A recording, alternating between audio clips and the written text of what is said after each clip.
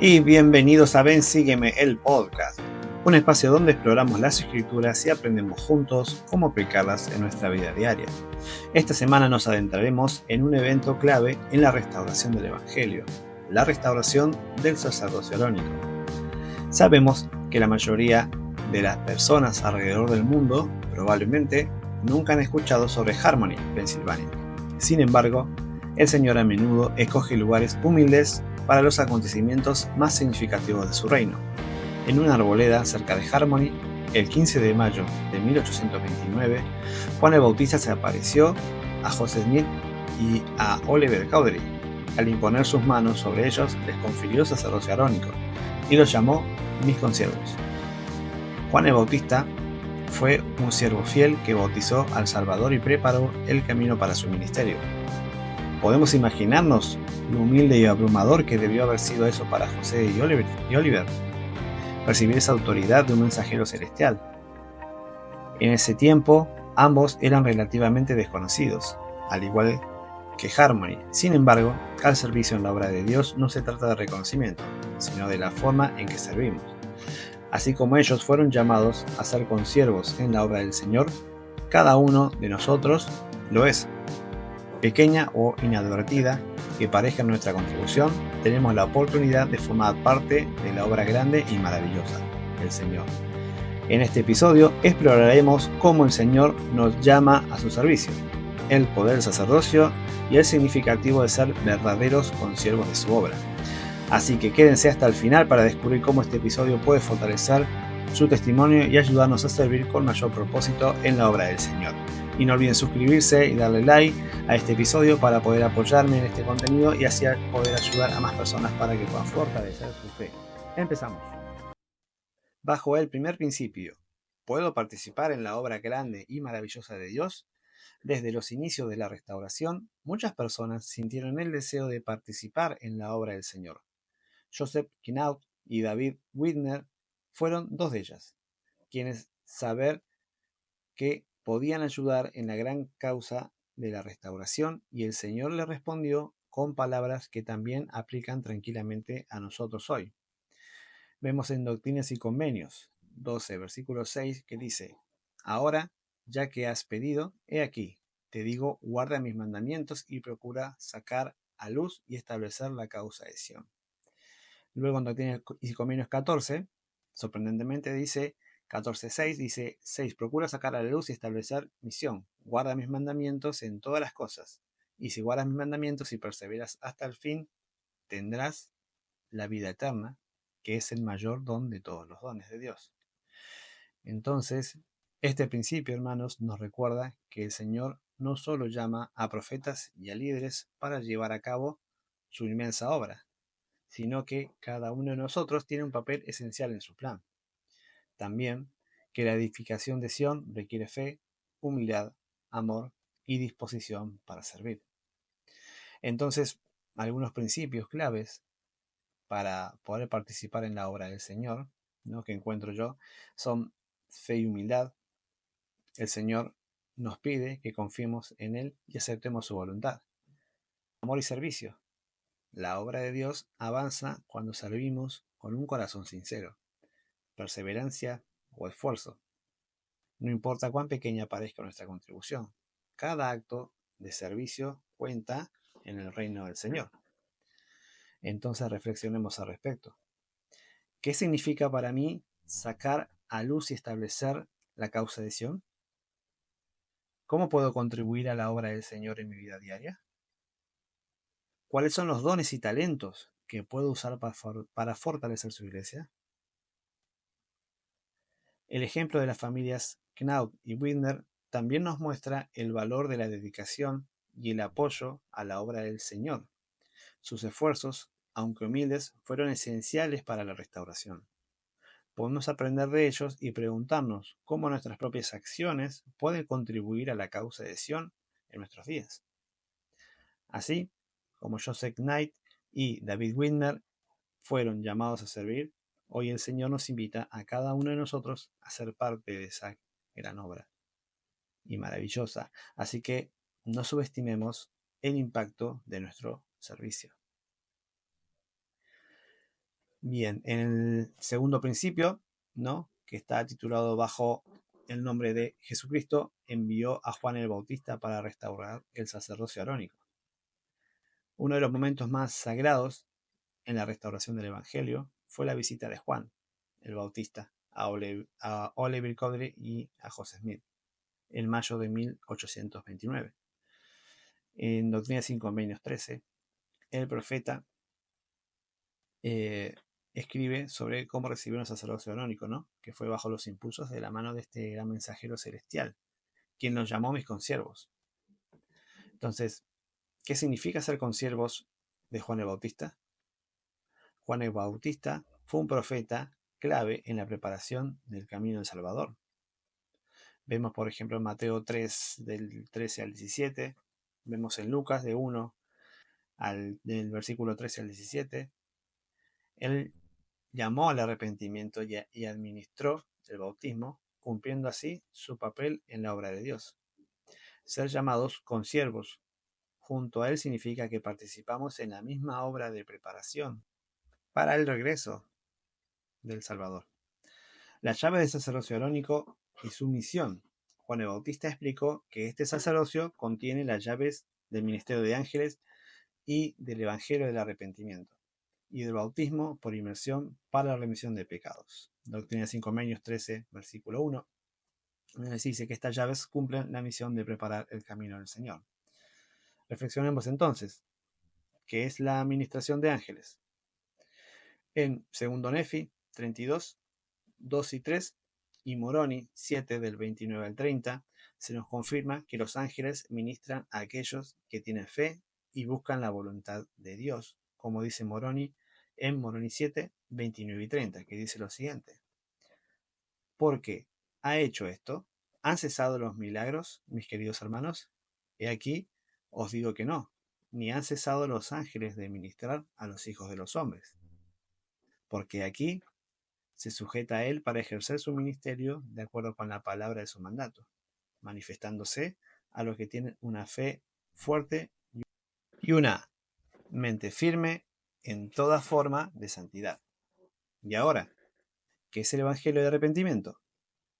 Doctrinas y Convenios 84, 26 y 27, Juan el Bautista predicó el arrepentimiento como un paso esencial para recibir el Salvador en nuestras vidas. Entonces, ¿cómo me ayudan las ordenanzas del sacerdocio arónico a preparar el camino para recibir al Salvador? Bien, creo que yo principalmente a través del bautismo y la Santa Cena, que de esa manera vamos y renovamos nuestros convenios y nos acercamos más a Cristo y nos permite seguir perseverando día a día. Creo que eso es lo más esencial. Queridos hermanos y hermanas, el sacerdocio arónico es una bendición en nuestras vidas. Y a través de sus ordenanzas y llaves podemos prepararnos espiritualmente para recibir al Salvador, así como Juan el Bautista preparó el camino en la antigüedad. También nosotros podemos hacerlo hoy en día al vivir el Evangelio con fe y dedicación. Bien, las ordenanzas me dan acceso al poder de Dios. ¿Alguna vez te has preguntado cómo habría sido estar con José Smith y Oliver Cowdery en los principales acontecimientos de la restauración? Al leer José Smith Historia 1 del 66 al 75, podemos llegar a sentir, al menos en parte, lo que ellos experimentaron. Imagina la emoción y el asombro que debieron haber sentido al recibir el sacerdocio y al ser bautizados. Fue un momento trascendental en la historia del Evangelio restaurado. Las ordenanzas del sacerdocio no solo son ceremonias, son puertas de acceso al poder de Dios en nuestra vida. A través de ellas recibimos bendiciones espirituales y la fortaleza para enfrentar nuestras pruebas. José y Oliver testificaron del gozo y la claridad espiritual que obtuvieron al participar en estas ordenanzas sagradas. Hoy, esas mismas bendiciones están disponibles para nosotros. Para entender mejor el impacto de las ordenanzas en nuestras vidas, vamos a los siguientes pasajes de las Escrituras. Por ejemplo, en Juan 14, 26 nos dice que el Espíritu Santo nos enseña y nos guía. En Hechos 2:38 nos dice que el bautismo trae el don del Espíritu Santo.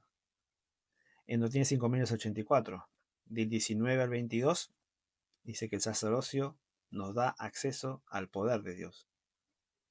En Doctrina y Convenios 3, 30 31, del 1 al 4, nos dice que las ordenanzas son esenciales para nuestra exaltación.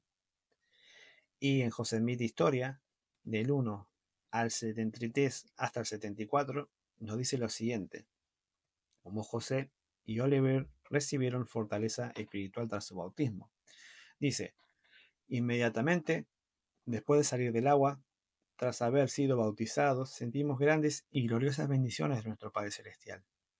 No bien hube bautizado a Oliver Cowdery, cuando el Espíritu Santo descendió sobre él y se puso de pie y profetizó muchas cosas que habían de acontecer en breve.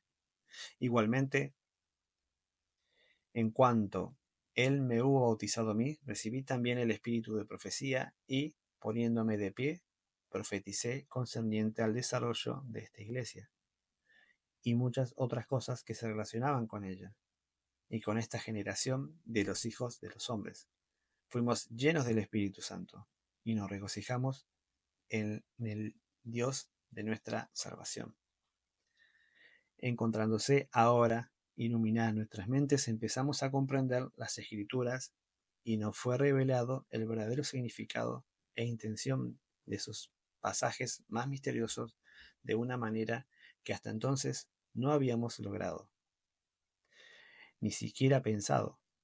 Mientras tanto, nos vimos obligados a guardar en secreto las circunstancias relativas al haber recibido el sacerdocio y el habernos bautizado, por motivo del espíritu de persecución que ya había manifestado en la región.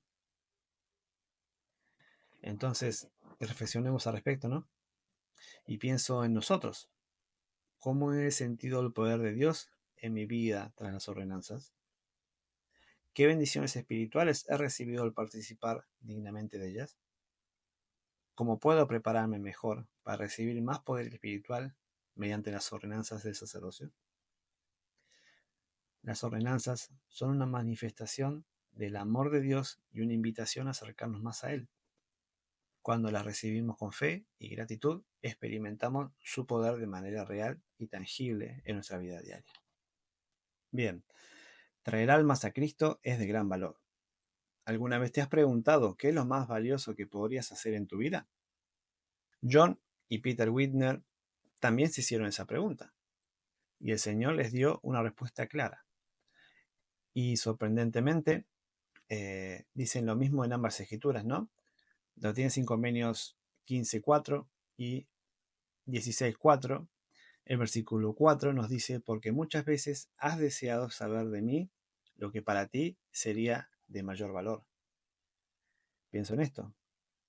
Cada persona que ayuda a otro a acercarse a Cristo está participando en una obra que trasciende en el tiempo y en la eternidad. No se trata solo de enseñar principios del Evangelio, sino de guiar corazones hacia el Salvador y ofrecer esperanza a quienes la necesitan. Pero entonces, pensamos y decimos: ¿por qué traer almas a Cristo es tan valioso? Bien, porque su obra es principal. Jesús pasó su vida invitando a las personas a seguirle, porque transforma nuestras vidas. Tanto quienes enseñan como quienes aprenden crecen espiritualmente. Sabemos que ambos son edificados, porque trae gozo eterno. No hay satisfacción más grande que ver a alguien hallar paz en el Evangelio. Y reflexionando en esto, nos preguntamos: ¿cómo puedo ser un instrumento para llevar almas a Cristo? ¿De qué forma puedo fortalecer a alguien en su camino de fe? ¿Qué bendiciones he experimentado al compartir el Evangelio con otros?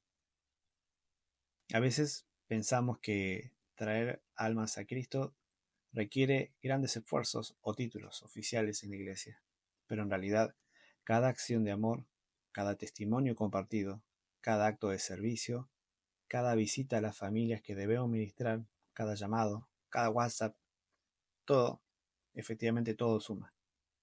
Cuando nos preocupamos sinceramente por el bienestar espiritual de los demás, estamos participando en la obra más valiosa de todas. El Señor nos necesita y lo más importante que cuenta con nuestra ayuda. El Señor se vale de testigos para establecer su palabra. Desde tiempos antiguos, el Señor ha establecido su palabra a través de testigos. Por boca de 2 o de 3 testigos se decidirá todo asunto, nos dice en Corintios 13:1.